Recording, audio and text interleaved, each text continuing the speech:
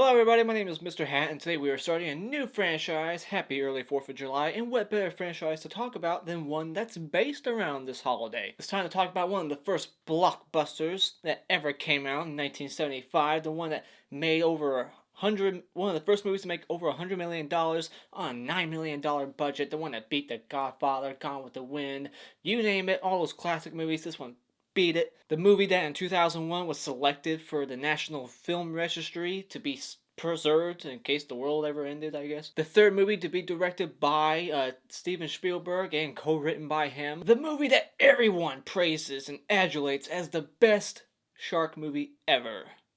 Jaws. Interesting fact, this movie was supposed to, according to the book that came out, this movie's based on a book, in case you didn't know that, this movie was supposed to have like mafia stuff in it, and like Hooper was gonna have like this love affair with Mrs. Brody, but they took that shit out.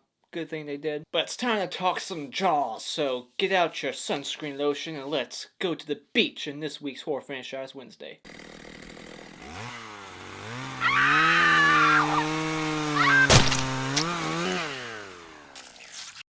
Jaws.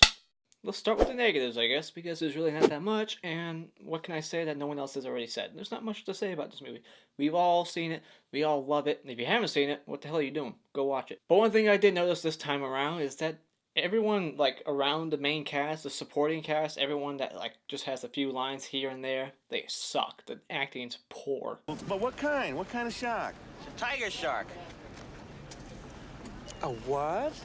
This movie does tend to have a slow pace here and there, especially in the first half of the movie before the adventure begins. And then they decide to use actual shark footage that looks nothing like Bruce, so it's just kind of jarring when you watch it and you're like, I know that's not the shark. But that's what the producers wanted. They wanted to put some real shark footage in there to make the audience believe that they were watching a real shark attack Brody and attack Quint. And it's like, we're not idiots. That's a real shark, goddammit. Thanks a lot, producers. And I guess if I want to nitpick, I can say that the real mechanical shark in this movie does look fake sometimes, especially towards the end when like Brody's like poking it in the face. You can see like wrinkles in the like design in it, and it's like, why is there wrinkles on his head? But other than that, I got nothing else to say.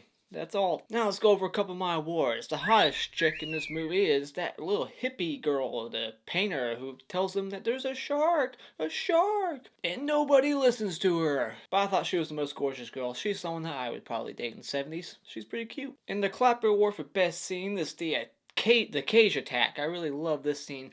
Probably builds the most tension out of the whole film, and I just love the way it was shot. Until you see that shark footage, that kind of irritates me, but I still love the scene as a whole. We get Dick Warlock that's in that cage. He's the stunt coordinator for this movie. Dick Warlock, aka Michael Myers, the Shape in Halloween 2.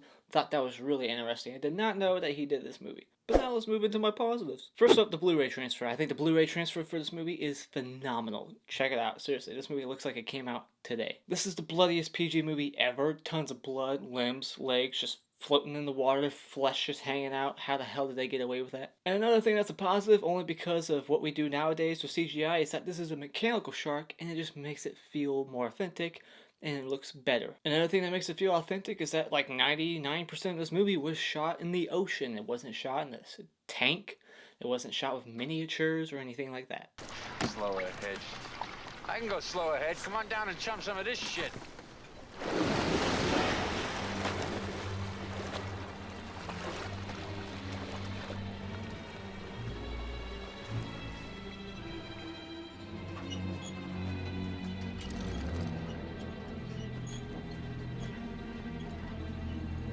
You're gonna need a bigger boat.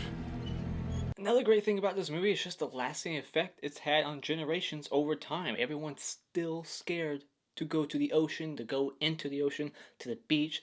I myself am afraid of sharks now because of this film. And of course the characters, I love the characters. They're dynamic together, the way that they're all just like, the way they feed off of each other, their chemistry. You know, you got the college know-it-all who thinks he knows it all. You got Quint, who's like the real like veteran, the hardened one who just thinks he's badass. You got the outsider cop Brody, who doesn't really know anything about fishing, and he's scared of the water, but then he like he has like an arc where at the end he like just is not scared of it no more. Interesting fact, Dreyfus, who plays Hooper, took the role after denying it because he felt like he would never get a job in Hollywood again.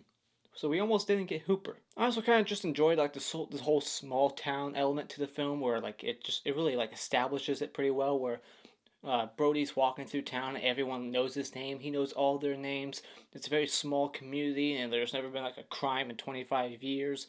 So he's just like, oh, hey, Jim, hey, Brody. Everyone just knows him. That's some bad hat, Harry. And then we got the John Williams score. Of course, iconic. Just like 2 keys on a keyboard. Dun, dun, dun, dun, dun, dun. You can do so much with it. You can make it loud, you make it quiet, and make it sound like the threat's far away, now it's closer. Steven Spielberg at first didn't like the score, he thought it was too simple, but then he realized that sometimes the simplest things are the best. But anyways, this is a great adventure horror movie. It's got horror elements to it, definitely, but I would say it's also an action adventure movie with great characters and they're dynamic. So when it comes to Jaws, this movie is a masterpiece. The Mr. Hat Award for Best Kill goes to Quint. Of course it does. Very iconic scene, one of the bloodiest deaths in the movie, and it definitely scarred me as a kid. And the Mr. Twig Award, I guess we'll go to the Ed Gardner guy who died off camera. He just has a missing eyeball for some reason. I'll give it to him. Very effective jump scare. I mean, it's one of the few jump scares in the movie that even was reshot after the movie was released, as it was like premiering, because Steven Spielberg thought it didn't work well. He wanted to make it a better scare, so he went back and reshot the Gardner's head pop up. But anyways, those are my thoughts on Jaws. Let me know what you thought about this movie in the comments below. I'm not going to go into spoiler detail or spoiler discussion. I was, but I don't have time. I'm in the middle of moving, so just don't have time for it. Sorry. Post your thoughts in the comments below. Hit this like button over here. Tell all your friends about me. Become a subscriber today just by clicking on my cartoon face in about 5 seconds to see more. And until next time, auf Wiedersehen.